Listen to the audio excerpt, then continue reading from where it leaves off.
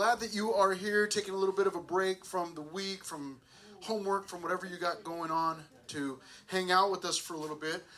We have got a new series in the event that you were not here on Sunday. We've got a new series, and the series is titled Expectation. It is a Christmas series. It's a 7-part series. We started it on Sunday in Genesis chapter 3, and we continue tonight in Genesis 12. We'll be in Genesis 22. We'll be in Numbers 24. So we're going to jump around, travel just a little bit tonight. But it's expectation. And the expectation, as far as Christmas is concerned, is building. You may have put out a list to your family and said, hey, these are the things that I'm really wanting. Maybe mom or dad asked, hey, what do you want for Christmas? And you just laid it out there. This is what I want. And the expectation is building with each day that goes by. And even more so, we get excited about the thought of the expectation of Jesus being born and what that must have been like. And what we found out on Sunday is that God had it planned from the beginning of time, since Genesis chapter 3. That as soon as sin was introduced into the world, that God immediately put into motion his plan to take care of that sin, to conquer it, to pay for it, and to set us all free. And so we are continuing to learn about that plan as we go through each of these studies. And so we're going to be looking at a couple different books tonight. Let me see if I can get these on the screen for you a little bit here. 2 things that we're looking at tonight, seed and star. Seed and star. Of course, I will explain each of these. But you can see, for those of you that take notes, that seed, we are going to be looking at Genesis 12:3 and Genesis 22:18. We will read some extra verses in there, but those are the specific verses that you will need where you can find these specific topics here. These are subpoints. And then you will see the star, or main divisions, I should say. And then you will see star, which we will see in Numbers 24:17.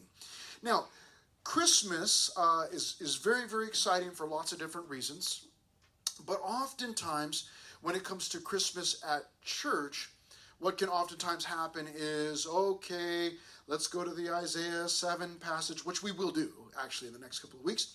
Let's go to Micah. Let's go to the normal Bible passages, which I love. I love all of those classic Bible stories, Bible passages where even in the Old Testament, the birth of Jesus is prophesied, and I love all of that. However, there are so many more verses and passages that have to do with the coming of Jesus, the birth of Jesus, who he is, who he would be when he was born, and all those different things. So we get a chance to look at some of those, and here we are. We've come across some tonight. We've been through some of these before. Why in the world? Why are we calling these Christmas verses? Well, we'll see tonight why that is, and we'll get into, actually, let me show you something here. This is where we were on Sunday morning. In Genesis 3:15, we read this, and I will put enmity. That means I'm going to put violence. This was God speaking to Satan. I will put violence between you and the woman, and between, you can see that I have it underlined there, and between your seed, Satan, and her seed. He shall bruise your head, and you shall bruise his heel. And so that was the very first prophecy recorded in the Bible concerning the coming of Jesus, the birth of Jesus. And as we look at that as a standalone, we go, okay, God is promising to put violence between Satan's seed, or Satan's people, and the woman's people. And the woman's people, that would obviously mean some human being, some person is going to come, because a woman, her seed, meaning her offspring, her kids, and women give birth to kids, so there's somebody coming that's going to bruise or crush Satan's head, but Satan will bruise or crush his heel. And so, there's some mystery there. And tonight we'll have some more mystery. Now, the benefit that you and I have is here we are, when this was spoken, here we are thousands of years later. And we look back and we go, oh, obviously he was talking about Jesus there.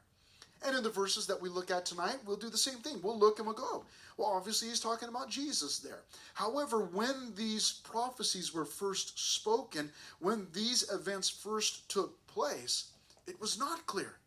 Wait, what? What do you mean the seed and the, who's the, you and the woman? And what are you talking about here? And again, without knowing what it is that we know tonight, we might read the prophecies and go, yeah, I don't really know what you're talking about. But let's take a look at it, beginning in Genesis chapter 12, where we see the seed here, carrying that theme, running with that theme that we saw in Genesis 3:15. Well, God continues to speak about seed. Let's find out if it's the same thing.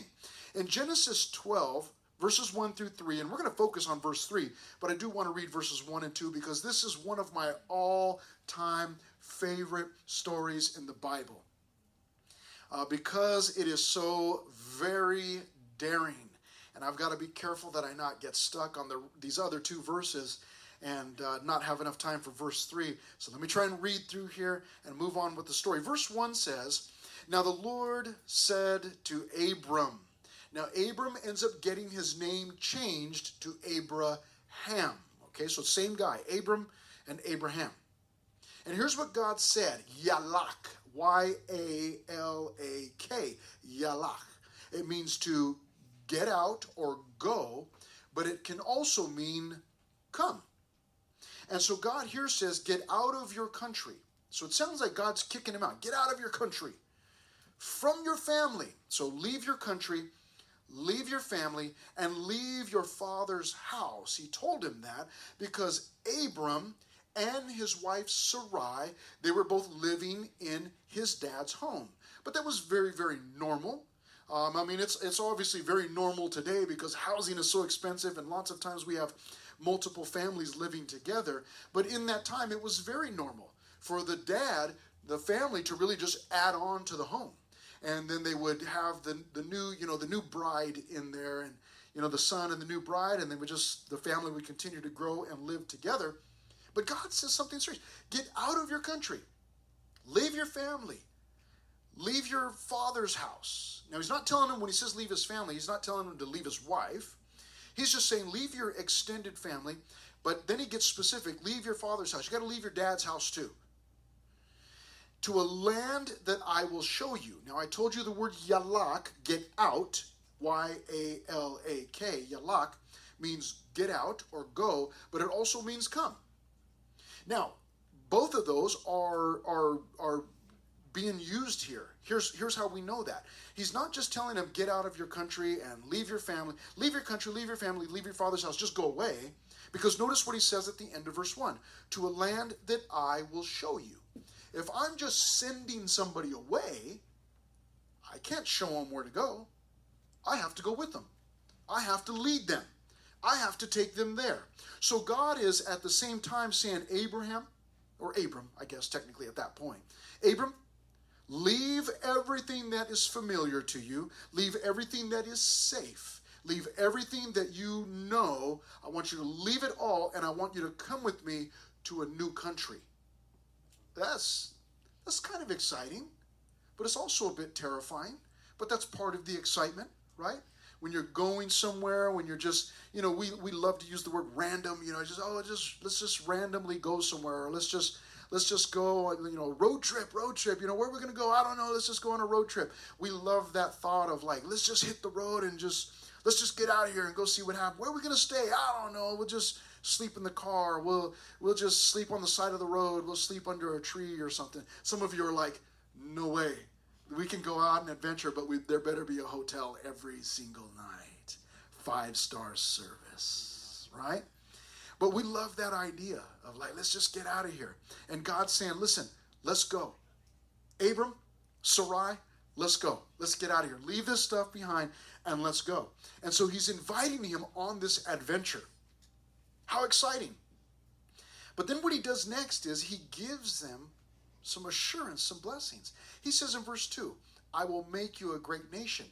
Notice the trade. Verse 1, get out of your country. Verse 2, I'll make you a great nation. Leave your family. Verse 2, I will bless you. So you leave the safety of your family, and I'll bless you.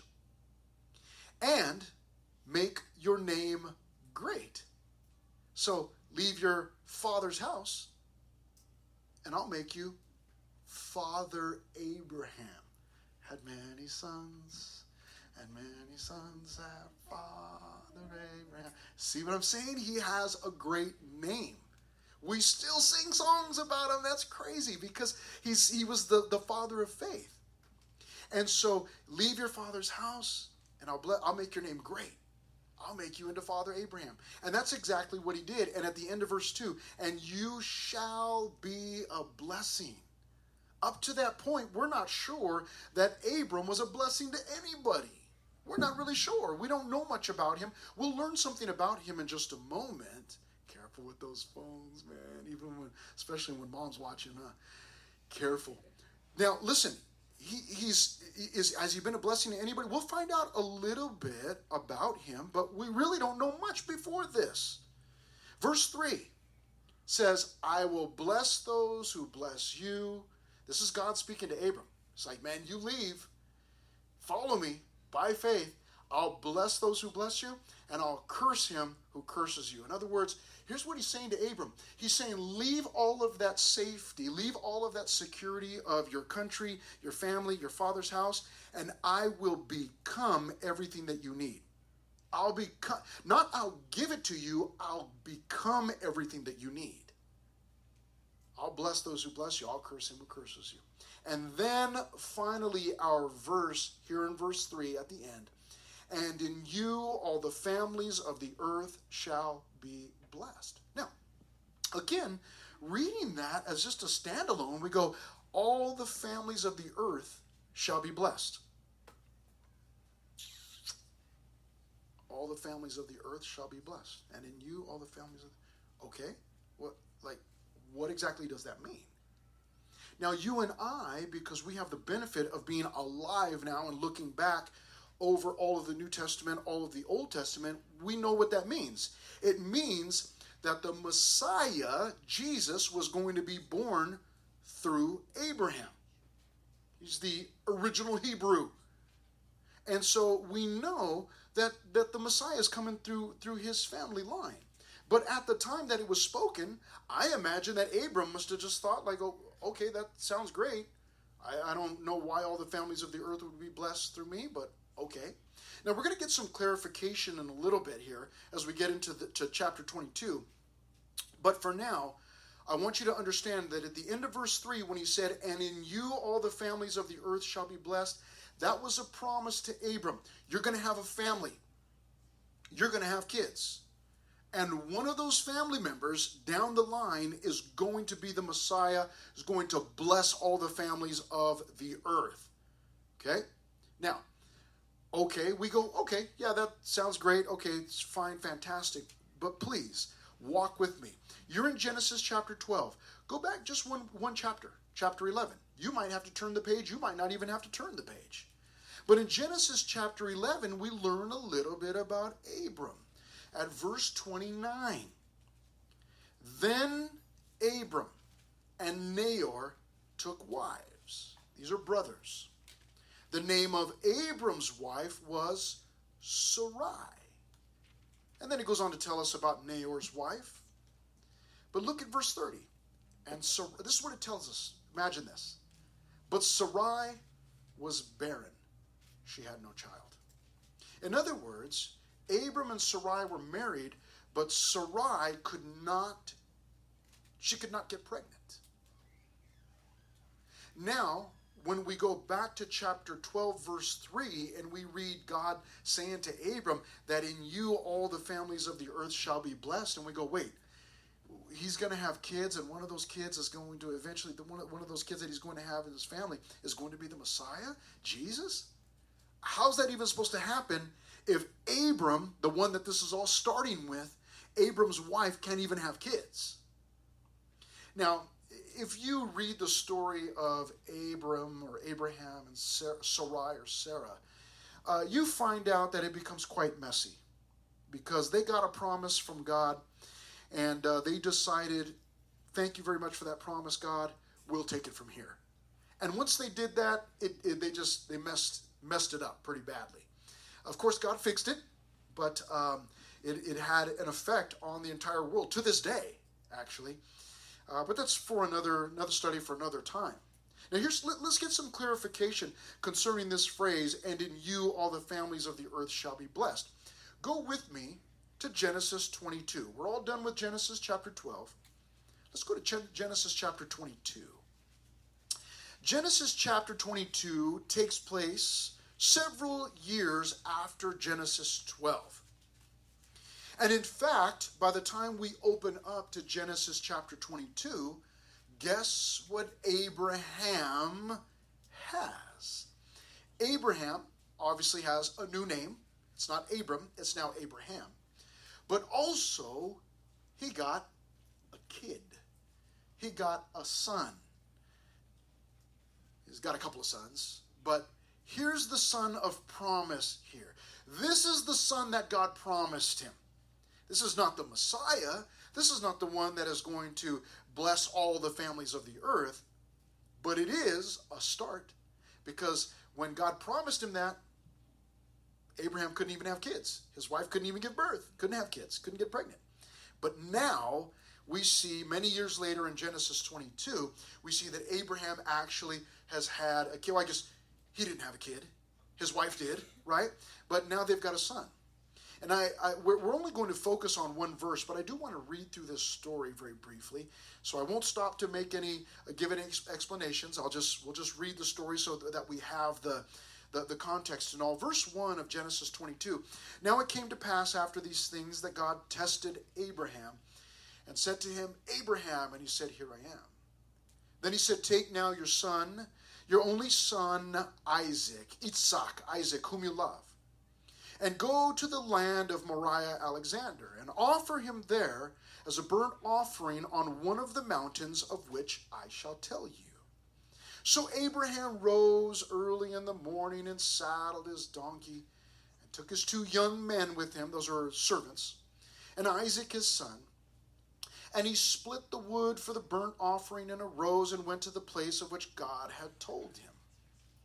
Then on the 3rd day, Abraham lifted his eyes and saw the place afar off. And Abraham said to his young men, stay here with the donkey. The lad and I will go yonder. Some pretty cool language there. The lad and I will go yonder and worship, and we will come back to you. So Abraham took the wood of the burnt offering and laid it on Isaac his son. And he took the fire in his hand, that means the torch, and a knife. And the 2 of them went together. But Isaac spoke to Abraham his father and said, my father. And he said, here I am, my son. Then he said, look, the fire and the wood, but where's the lamb for a burnt offering? And Abraham said, my son, God will provide for himself the lamb for a burnt offering. Prophetic. So the 2 of them went together. Then they came to the place of which God had told him. And Abraham built an altar there and placed the wood in order. And he bound Isaac his son and laid him on the altar upon the wood. And Abraham stretched out his hand and took the knife to slay his son in obedience to God. But the angel of the Lord called to him from heaven and said, Abraham, Abraham. So he said, here I am. And he said, do not lay your hand on the lad or do anything to him. For now I know that you fear God, since you have not withheld your son, your only son, from me. Then Abraham lifted his eyes and looked, and there behind him was a ram caught in a thicket by its thorns. In other words, it was caught in a bush. So Abraham went and took the ram and offered it up for a burnt offering instead of his son. And Abraham called the name of the place, the Lord will provide, Jehovah Jireh, as it is to this day. In the mount of the Lord it shall be provided.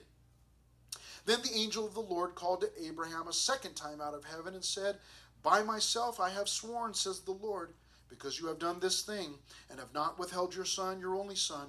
Blessing I will bless you, and multiplying I will multiply your descendants as the stars of the heaven and as the sand which is on the seashore, and your descendants shall possess the gates of their enemies. So he says in verse 17, I'm going to bless you and give you so many kids that Abraham, you're going to need a much bigger tent. They're not all going to fit in there. And then finally, here's our verse 18. Within this context, he says, in your seed, all the nations of the earth shall be blessed because you have obeyed my voice. So working backwards in verse 18, because Abraham had obeyed God, because he had placed his faith in God, he was obedient to God, God says, in your seed, all the nations of the earth shall be blessed. So we have a little more clarification there from Genesis chapter 12, where God had said, in you, all the families of the earth shall be blessed. Now he gives some clarification and says, in your seed, in your offspring, in your family, all the nations of the earth shall be blessed. I love this. Look what God did. Look what God did. Let me show you something really cool here. I'm sorry, I forgot to mention this before I move on. He gives him this promise of a universal blessing through Abraham. Now, it is the promise of a Messiah, of the Messiah, I should say, not a Messiah, but the Messiah. But it comes in this form, the promise of a universal blessing through Abraham. So through Abraham, the Messiah would eventually be born. We know that it would be a human being because he already said that in Genesis 3:15. But now we understand that Messiah, that Savior who's going to deal with sin once and for all, remember that? It's going to crush the head of Satan, is going to come through the line of Abraham. Let me show you something. This is really cool. Look at Genesis 3:15. And I will put enmity between you and the woman. Look at the underlined part. And between your seed and her seed. And then in Genesis 12:3, I will bless those who bless you. I will curse him who curses you. And in you, all the families of the earth shall be blessed. What did he do? He combined the two, God did. He took seed and he implanted it here in Genesis 12, and then he used it in Genesis 22. In your seed, all the nations of the earth shall be blessed. When it was first spoken in Genesis 3:15, he's talking to Satan. And he tells Satan, listen, there's going to be problems between your seed and the woman's offspring, between your people and the woman's people. There's going to be a problem. But now he gets a little more specific, and he's speaking directly to Abraham this time, not to Satan, not to Eve, not to Adam. He's speaking directly to Abraham, and he says, in your seed, in your offspring. So now the message of the Messiah, the expectation grows. Because now people weren't just looking and going, oh, you know what? God made a promise in Genesis 3 that there's going to be somebody born from the woman that's going to crush the head of Satan. And they're not just looking randomly around, hoping to find some glimpse of the Messiah, but now they know there's this man named Abraham. And God took him out of Ur of the Chaldees, and he's leading him to some new land, some promised land, and he's taking him there. But we just found out that he told Abraham specifically that the hope of the Messiah is coming directly through his family. So now we have some clue. Whereas in Genesis 3, we were just kind of like, okay, who's going to give birth to the Messiah? Now we've got a family to follow. Now we look at Abraham and we go, wait a minute, Abraham and Sarah. Now we know. Now we had our feelers out. Now we understand that it's coming through this specific family. Now, as you know, as you can imagine, it's going to get even more specific in that. And in fact, we'll get a little more specific tonight. We'll get a little more specific here in just a moment. But how exciting that when you're looking for hope, where's it at? Where's it at? And then, boom, there it is. I've got 4 kids, you all know that. And over the years, they were involved in various sports. And there were times when they were at their game. and the rest of the family, we weren't sure that we were going to make it to the game or that we were going to make it in time. And I can remember times when we would show up, man, we'd be in the stands, and the race is about to start. They're about to pop the gun, and the race is about to start. And we get there, and then it's like, I would do one of these. And then one of my kids, they knew my whistle, and they would look to the stands like, where's he at? Boom, there he is. And they would see the family. And then there would be a greater expectation or anticipation, a greater hope in their heart. Now there was a little bit more excitement because it wasn't just coach there on the sideline yelling at them, but now dad's here, and dad's a madman, and he yells at us, and he'll scream and cheer. I don't yell at him like in a bad way, but just cheering for let's go. I didn't have a clue what they were doing. It was just I knew that they were in some kind of race, and let's go. But now, as the people are looking for the Messiah, okay, where's he going to come from? And then, boom, Abraham says, hey, I was told. Now, they begin to zero in on that family. But it gets even better. Let's turn to, and this is where we'll finish up because there's only two main divisions. We've seen the seed here. Now let's move on to the star in Numbers 24. Now we'll look at specifically verse 18. And in fact, I'll tell you what I'll do. I'm going to summarize this chapter for you because we're running out of time real quick. And we really don't need to read all of this story, although Balaam is one of my favorite Bible characters. Now, he was a rotten guy. I do not expect to see him in heaven. He was rotten. He was a false prophet. He's just like a prophet for hire. Terrible guy. He got the children of Israel into trouble. But the fact is, and Balaam is the one that talked to his donkey. Remember, his donkey spoke to him? Because he hit the donkey, and the donkey said, hey, why are you hitting me?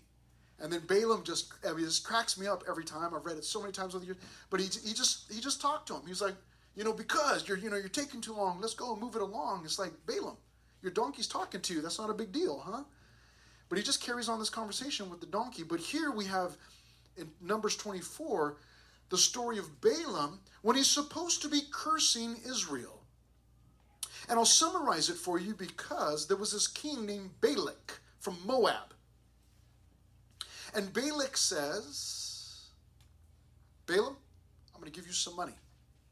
I want you to come, and I want you to prophesy something wicked over the children of Israel. I want you to curse them. Well, Balaam shows up, and actually God had talked to him and said, hey, I don't want you to go. But if you go, you're only going to speak what I tell you to speak. Balaam's like, what can I do? So he shows up, and Balak is like, okay, pronounce a curse over him. And Balaam opens his mouth to speak a curse over the children of Israel, and only blessings come out. Balak gets so mad. He's like, I'm not hiring you to bless these guys. I'm hiring you to curse them. And then Balaam's like, hey, what can I do? God's in control. He's like, well, let's try it again. But this time, maybe it's the mountain. Let's go to a different mountain. And they go and switch mountains. It's a hilarious story. But in the midst of that, during Balaam's fourth prophecy, he says this, beginning in verse 15.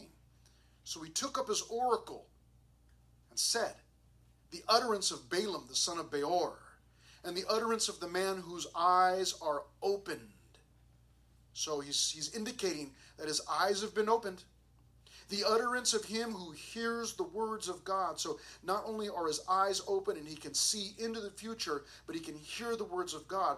Verse 16, and has the knowledge of the Most High, who sees the vision of the Almighty, who falls down with eyes wide open. So Balaam is indicating, my eyes are open spiritually. I can see into the future. I can hear God speaking to me. I've got a knowledge of the Most High. And he's saying something. I have a vision of the Almighty, of God. I'm falling down. My eyes are wide open. And in verse 17, it says this, I see him. I said verse 18. I'm sorry, verse 17. I see him, but not now. I behold him, but not near. A star shall come out of Jacob. A scepter shall rise out of Israel, and batter the brow of Moab and destroy all the sons of tumult. What? Okay? What? We're in the Christmas season, Pastor Chris, so we must, I see the star there, so I guess maybe we're talking about the star. You would be right. Here's what this prophet says. I see him. As he's looking, he already said his eyes are open and he's looking. He can see and he can hear, and he's bowing down and his eyes are wide open and he's looking at this vision of the Almighty that's been sent from God. And he declares to Balak, I can see him. I can see him. But not now. In other words, I can see him in the future, but he's not here right now.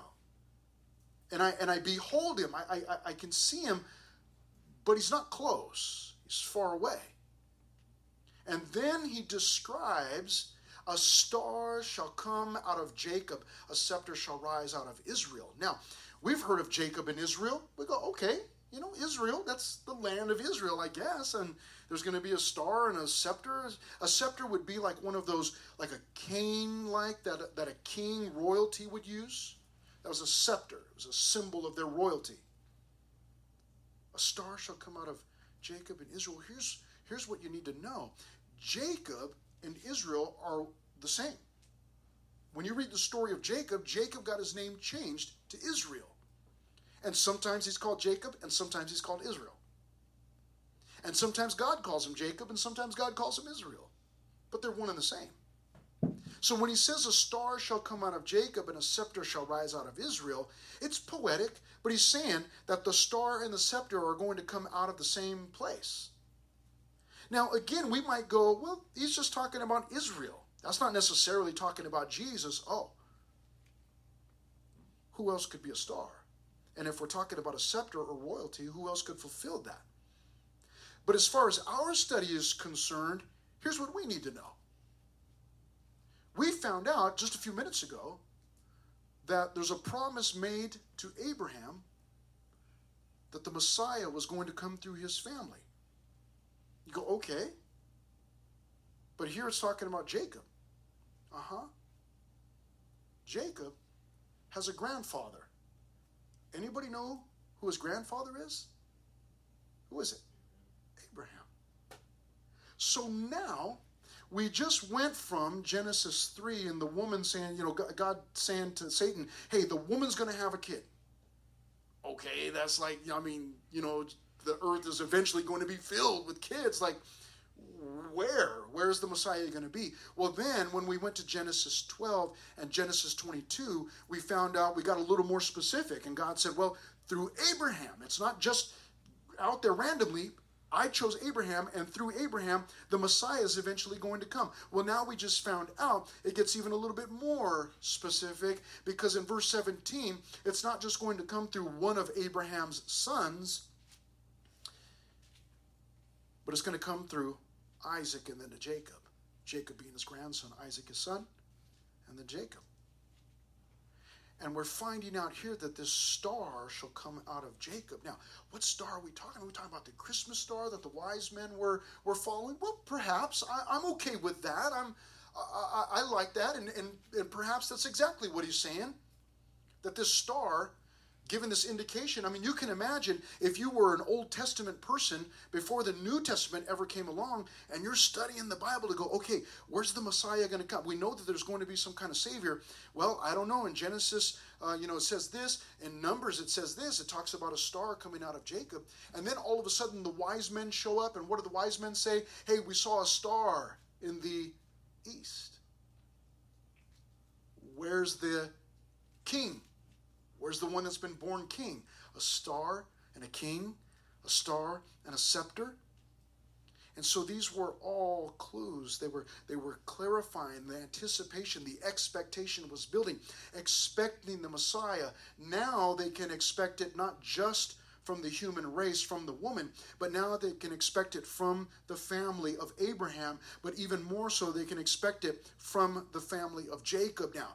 Now we're whittling down the choices. Now we're beginning to get some clarification, and we're beginning to see things a little clearer and go, okay, wait, the Messiah really is coming, and God's got a plan. A star shall come out of Jacob. Let me show you something really cool here. I'm sorry, again, I get all excited. Start teaching, I forget to put my points up. The star was going to come from Jacob. The scepter, indicating that he would be royalty, a king, that's Jesus, was going to come from Israel. Jacob, Israel, same thing. But check this out. Check this out. Look what Jesus said. I, Jesus, have sent my angel to testify to you these things in the churches. I am the root and the offspring of David, which, by the way, was prophetic and messianic, but different study.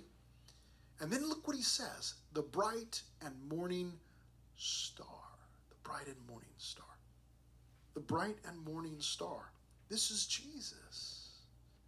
Now again, you and I have the benefit of being over here 2,000 years after the birth of Jesus.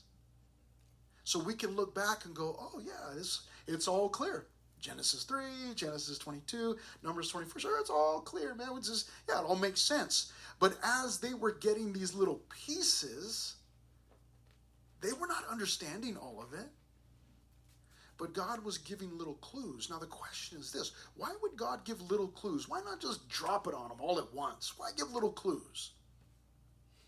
Well, I don't know specifically. There may be some other reason. Then I've got a theory, but it may just be a harebrained idea, and I don't really know. And when we get to heaven, we'll find out why exactly God just gave clues and didn't just drop the whole thing on them back in Genesis 3:15. Like, listen, Satan, there's this guy coming. His name is Jesus. He's going to crush you. Why didn't he just lay it all out there? I don't know. But here's what I think. This is my theory. I think it was to build anticipation. I think it was to train his people to search the scriptures, to be on the lookout.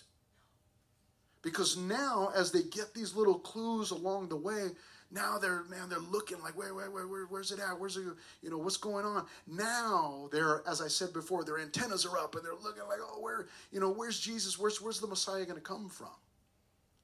And I read a verse to you in our previous study from Luke 3:15, where it said, now as the people were in expectation and all reasoned in their hearts about John, whether he was the Christ or not. So they were expecting. By the time Jesus was born, the expectation, the anticipation, the excitement of it all had been building for thousands of years. Everybody was looking, or at least those that were looking for the hope of Israel, those that were looking for the Messiah. Now they're locked in, and they're going, yeah, you know what? Here we are. We're looking for God, and where's the Messiah? And then finally, Jesus, again in Revelation 22:16, pointing out that I'm the star that was talked about, that Balaam, that rotten old guy, talked about in Numbers 24, 22, whatever it was. I'm the one. I'm that star. What a wonderful, wonderful truth. What a wonderful truth for this Christmas season. That we can be so sure that Jesus was the one that God had planned to send all along. There was no other. It was only Jesus. And Jesus was the only one who fulfilled all of the hundreds of prophecies completely, to a T. And you and I get to celebrate that this year, along with all of the stuff, man. The lights and the presents and all of it. We get to celebrate the fact that we know that Jesus wasn't an accident, that it wasn't random, that God had a plan, not a plan A, not a plan B, just a plan. He didn't need any other plan.